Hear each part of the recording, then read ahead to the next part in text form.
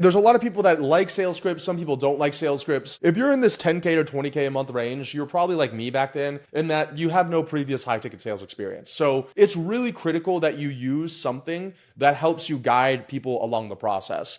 The main reason why I think you should have a standardized sales script at this stage is because it's going to keep you with some bumper rails. What I mean by that is that I've worked with so many people that are scaling from 10K a month up to 100K a month.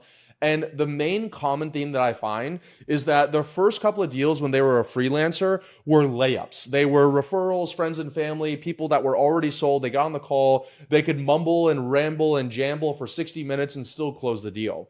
But as you're starting to get to colder and colder traffic, you have to have these guardrails and take people through this journey in order to get that one call closed that we all want so badly. And so in order to make sure that you stay on track, you want to have a sales script with time stamps that let you know how long you should be spending in every section. Because I don't care who you are, all of us as business owners, we get into this to help people. But the problem is that when you get on these sales calls and you're coming there to quote unquote help people, the call turns more into a therapy session or a coaching call instead of a demo of how you can help these people. I've seen this happen time and time again.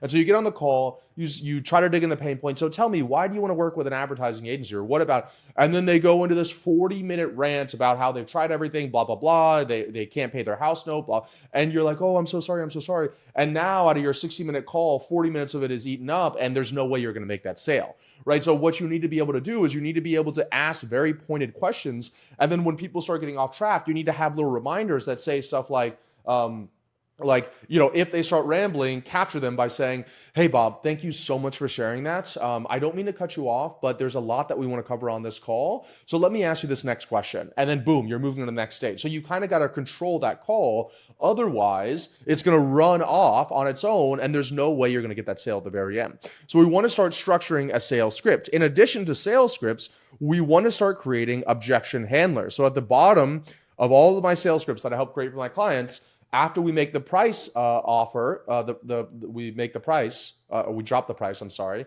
then we are having objection handlers. So let's say some of them are going to have objections, some of them are not. And then whenever somebody has an objection, you want to be able to have the response to that objection ready. So, oh, now's not the right time. That's more expensive than I thought. What makes you different from these other people? I think I might just do it on my own. These are all very common objection handlers that you're going to get every single time. So you might as well write them down and be prepared in order to respond to them so that you can actually close these deals. If you want my help installing any of these systems in your business done for you, be sure to book a call with my team down below.